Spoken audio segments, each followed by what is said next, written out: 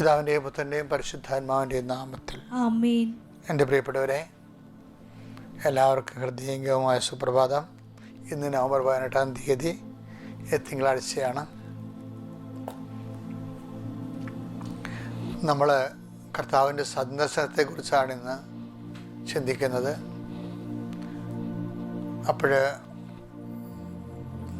മാതാവിൻ്റെ പ്രത്യക്ഷപ്പെടലെല്ലാം ഒരു ദൈവത്തിൻ്റെ സന്ദർശനമാണ്. കൃപാസനത്തിൽ ദൈവം സന്ദർശിച്ചതാണ് ഡിസംബർ 7-ാം തീയതി ഉച്ചകഴിഞ്ഞ് 2:30 മണിക്ക്. അത് സന്ദർശനമാണ്. സന്ദർശനത്തോടുകൂടിയാണ് അനുഗ്രഹങ്ങളെല്ലാം തുടങ്ങുന്നത്. പക്ഷെ സന്ദർശനം നമ്മൾ ഏറ്റെടുത്തിട്ട് അതിൻ്റെ ചൈതന്യം ജനങ്ങളിലേക്ക് കൊടുക്കണം. അതുകൊണ്ടാണ് പ്രത്യക്ഷീകരണം മറ്റുള്ളവരോട് പറയണമെന്ന് പറയണത്, പ്രാർത്ഥിക്കണം. അപ്പോൾ അതിൻ്റെ അനുഗ്രഹം ദൈവം നമ്മുടെ ജീവിതത്തിൽ തുടങ്ങും. കാരണം അത് പ്രത്യക്ഷീകരണ പ്രാർത്ഥന ചൊല്ലിക്കൊണ്ട് അത് നമുക്കത് പ്രാപിക്കാം. അമ്മേ പരിശുദ്ധ അമ്മേ, ദൈവമാതാവേ, അന്ന് അങ്ങ് കൃപാസനത്തിൽ പ്രത്യക്ഷപ്പെട്ട് വരാൻ പോകുന്ന മഹാദുരന്തത്തിൽ നിന്ന് രക്ഷപ്പെടാനും എല്ലാവർക്കും വേണ്ടി പ്രാർത്ഥിക്കുവാനും ആവശ്യപ്പെട്ടിട്ട് 20 വർഷം തികയുന്ന ഈ വേളയിൽ കൃപാസനത്തിലൂടെ ഞങ്ങൾക്കും ഈ ദേശത്തിനും അങ്ങ് മാധ്യസ്ഥം തേടി തന്ന എല്ലാ അനുഗ്രഹങ്ങൾക്കും കൃപകൾക്കും ഞങ്ങളിപ്പോൾ ഹൃദയം നിറഞ്ഞ നന്ദി പറയുന്നു. അമ്മേ പരിശുദ്ധമ്മേ, ജപമാല മാതാവേ, സകല കൃപാസനം പ്രാർത്ഥനയോടും ചേർത്ത് ഞങ്ങളിപ്പോൾ പ്രാർത്ഥിക്കുന്ന ഈ കുടുംബത്തിന്റെ പ്രത്യേക നിയോഗോർത്ത് സമർപ്പിച്ച് പ്രാർത്ഥിക്കുക.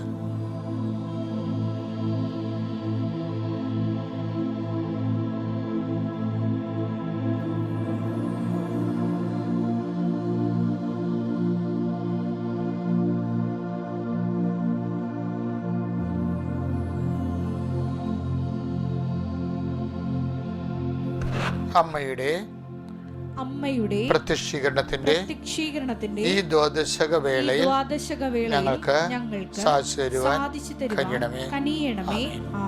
വിശ്വാസ പ്രമാണം. സർവശക്തനായ പിതാവും ആകാശത്തിന്റെയും ഭൂമിയുടെയും സൃഷ്ടാവുമായ ദൈവത്തിൽ ഞാൻ വിശ്വസിക്കുന്നു.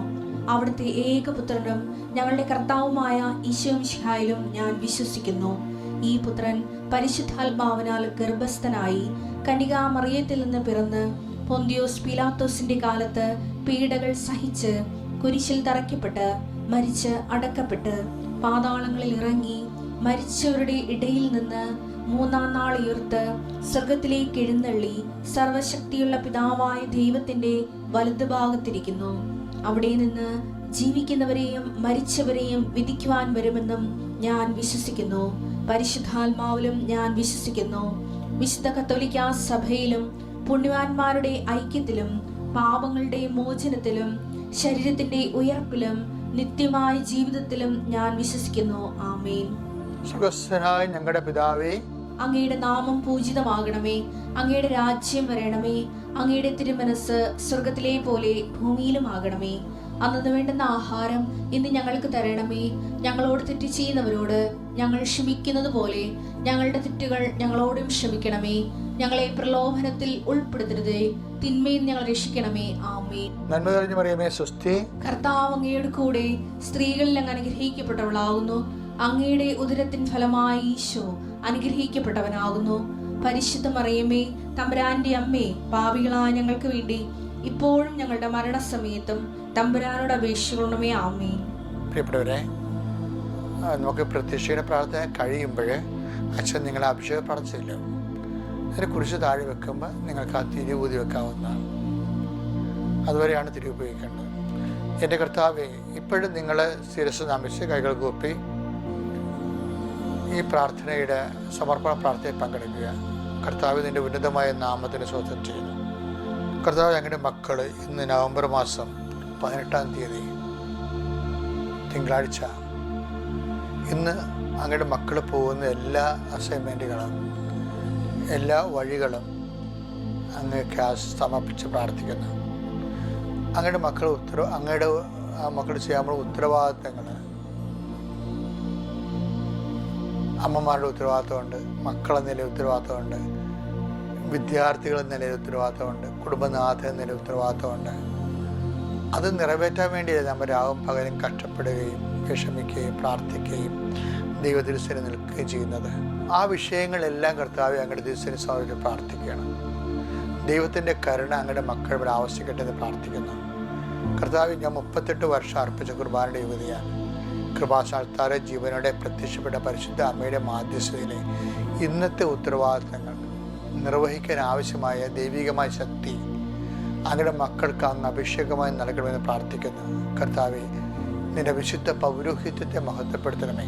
കർത്താവെ, സഭയിലുള്ള സാന്നിധ്യം പ്രകടമാക്കണമേ. കർത്താവെ, അൾത്താരെ നടന്ന 10,000 കൃപാസന അൾത്താരെ നടന്ന 10,000 ആരാധന, അമ്മയുടെ പ്രത്യക്ഷീകരണത്തിൻ്റെ യോഗ്യതയാ നടത്തിയ ആരാധനകളെല്ലാം നിറഞ്ഞു നിന്ന് അങ്ങയുടെ സാന്നിധ്യത്തിൻ്റെ അസ്ഥിവാരത്തിൽ പ്രാർത്ഥിക്കുന്ന കർത്താവെ, അങ്ങയുടെ മക്കൾ മാരക രോഗികൾ അവരെ സ്പർശിക്കണേ കർത്താവെ.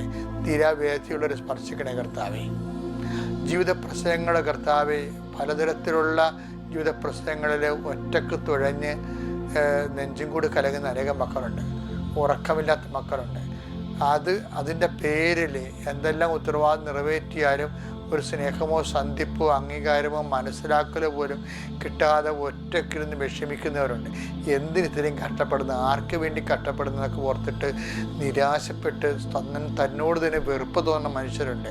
കർത്താവ്, ആ മക്കളെല്ലാം നീ മാത്രമേ അവർക്കുള്ളൂ. നീ മാത്രമാണ് എല്ലാം അറിയുന്ന ആൾ.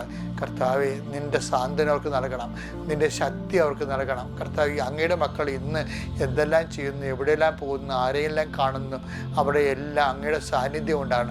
അങ്ങയുടെ മക്കൾക്ക് ചെയ്യാൻ പറ്റാത്ത കാര്യങ്ങളുണ്ട് ഈശോയെ. അവിടെ കഴിവ് കൊണ്ടോ ശേഷി കൊണ്ടോ ഒന്നും ചെയ്യാൻ പറ്റാത്ത ഒത്തിരി കാര്യങ്ങളുണ്ട്. അവിടെയെല്ലാം നിൻ്റെ സാന്നിധ്യം കൊണ്ടാണ്. ദൈവത്തിന് ഒന്നും അസാധ്യമല്ലല്ലോ എന്ന് അമ്മയോട് നീ പറഞ്ഞില്ലേ?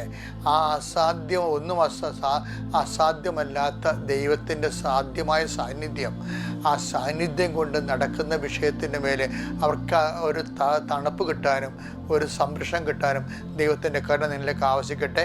എൻ്റെ കർത്താവിൻ്റെ ഉന്നതമായ നാമത്തിൽ സഭയുടെ അധികാരത്തിൽ കുരിശടയാളത്തിൽ ദൈവശക്തിയാൽ ഞാൻ അനുഗ്രഹിക്കപ്പെടട്ടെ. ഇന്നത്തെ ദിവസം മുഴുവനും നിൻ്റെ വലത്തും ഇടത്തും വീട്ടിലും വഴിയിലും ജലത്തിലും കരയിലും മുകളിലും ഹൃദയത്തിലും കർത്താവിൻ്റെ സാന്നിധ്യവും സഹവാസവും സംരക്ഷണം ഉണ്ടാവട്ടെ. മക്കൾ, നമ്മളിന്ന് വായിക്കാൻ പോകുന്നത് ദൈവത്തിൻ്റെ സന്ദർശനത്തെക്കുറിച്ചാണ്. ഈ ഈവൻറ്റ് ദ വിസിറ്റ് ഓഫ് ഗോഡാണ്. ശരിക്കും ദൈവവൈദങ്ങൾക്ക് നമുക്ക് സന്ദർശനത്തിൻ്റെ 2-3 വചനങ്ങൾ വായിക്കാം. ഒന്നാമത്തെ വായിക്കേണ്ടത് ലൂക്കാ 19:44. നിന്നെയും നിന്റെ മക്കളെയും നശിപ്പിക്കുകയും നിന്നിൽ കല്ലിന്മേൽ കല്ല് ശേഷിപ്പിക്കാതിരിക്കുകയും ചെയ്യും. എന്തെന്നാൽ നിന്റെ സന്ദർശന ദിനം നീ അറിഞ്ഞില്ല. അപ്പോൾ ദൈവം നിന്നെ സന്ദർശിച്ച സമയം, ജെറുസലേമിൻ്റെ പരാജയത്തിൻ്റെ കാരണം എന്താ? ദൈവം അവരെ സന്ദർശിച്ച സമയം അവരറിഞ്ഞില്ല. അതൊരു നിസ്സാര കാര്യമില്ല. സന്ദർശനത്തിൻ്റെ സമയം ഇപ്പം നമ്മുടെ വ്യത്യസ്തങ്ങളായ കർത്താവ് കടന്നു വരുമ്പോൾ അവർക്കത് മനസ്സിലാക്കാൻ പറ്റണില്ല. അതിൻ്റെ കാരണം എന്ന് വെച്ച് കഴിഞ്ഞാൽ 2 കാര്യങ്ങളുണ്ട്. അവർ മനസ്സിലാക്കാൻ ദൈവം ആഗ്രഹിക്കാത്തതും കാരണം തന്നെയാണത്. ഇപ്പോൾ ഫറവോ മാനസാന്തരപ്പെടാൻ പെട്ടിട്ടും പിന്നെ അടയാളങ്ങൾ കാണിച്ച് ദൈവത്തിൻ്റെ സന്ദർശന സമയം വിവേചിക്കാൻ ഫറവോയ്ക്ക് കഴിഞ്ഞില്ല. അവസാനം എന്നാ പറ്റി? ഫറവോ ഉൾപ്പെടെ എല്ലാവരും ചെങ്കടലിൽ മുങ്ങിച്ചത്ത്. അപ്പോൾ എല്ലാ സമയത്തും നമ്മൾ ശ്രദ്ധിക്കേണ്ട ഒരു വിഷയം എന്ന് പറയുന്നത്, നമ്മുടെ പ്രെയർ ടൈം മാത്രമല്ല, നമ്മുടെ ജീവിതത്തിൽ എപ്പോഴും സന്ദർശനത്തിൻ്റെ സമയം അടയാളമായിട്ട് കിട്ടും. നമുക്ക് നമ്മുടെ ജീവിതത്തിൽ നമ്മൾ ദൈവത്തിൻ്റെ കർത്താവിൻ്റെ ചൈതന്യം അവിടെ ഉണ്ടായിരുന്നു. അമ്മ സഹായിച്ചത്, പരിശുദ്ധ അമ്മ സഹായിച്ചതാണ് എന്നൊക്കെ നിങ്ങൾ പറയുന്നില്ലേ? അതാണ് സന്ദർശനത്തിൻ്റെ സമയം എന്ന് പറയണത്. അപ്പം സന്ദർശനത്തിൻ്റെ സമയം തെളിഞ്ഞു കഴിഞ്ഞാൽ ഉടനെ എന്താ ചെയ്യേണ്ടത്? അനുതാപം ഉണ്ടാകണം. സന്ദർശന സമയം അറിയുമെന്ന് പറയുമ്പോൾ അറിഞ്ഞെന്ന് പറഞ്ഞിരിക്കുകയല്ല. അറിയണമെങ്കിൽ ആ അറിയണതിൻ്റെ ഒരു അടയാളം നമ്മുടെ ജീവിതത്തിലുണ്ട്. അതാണ് ജെറുസലേം പ്രവാചകന്മാരെ കൊല്ലുകയും നിന്നിലേക്ക് അയക്കുന്നവരെ കല്ലെറുകയും ചെയ്തവളെ, പിടക്കോഴി തൻ്റെ കുഞ്ഞുങ്ങളെ അതിൻ്റെ ചിറകിൻ്റെ കീഴിൽ ഒതുക്കുന്ന പോലെ എത്ര കാലം ഞാൻ നിന്നെ സംരക്ഷിച്ചു. ഇതാ നിൻ്റെ ഭവനം പരിത്യക്തമായി ശൂന്യമായി കിടക്കണം. എന്താ കാര്യം? നീ എൻ്റെ സന്ദർശന സമയം അറിഞ്ഞില്ല, നിൻ്റെ സന്ദർശന സമയം അറിഞ്ഞില്ല. അപ്പോൾ ദൈവത്തിൻ്റെ സന്ദർശന സമയം അറിഞ്ഞു കഴിഞ്ഞാൽ എന്താ ചെയ്യേണ്ടത്? നമുക്ക് അനുതാപം ഉണ്ടാകണം. ഒരനുഗ്രഹം കൈപ്പറ്റിയാൽ ഉടനെ പിന്നെ അനുതാപത്തിൻ്റെ ജീവിതമാണ്. പിന്നെ അടുത്ത അനുഗ്രഹം പോരട്ടെ എന്ന് പറയുകയല്ല ചെയ്യേണ്ടത്.